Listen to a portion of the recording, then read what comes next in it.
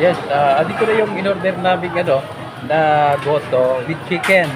At ito, gusto ko kasi yung may piga na kalamansi. So, bigyan ko muna ng kalamansi. Gusto ko maasim-asim.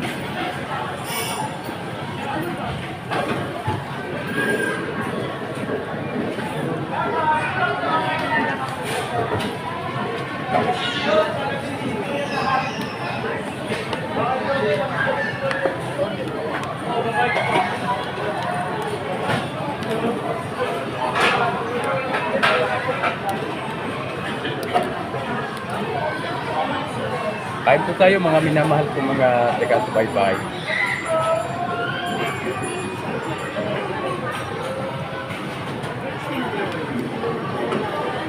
Mainit pala.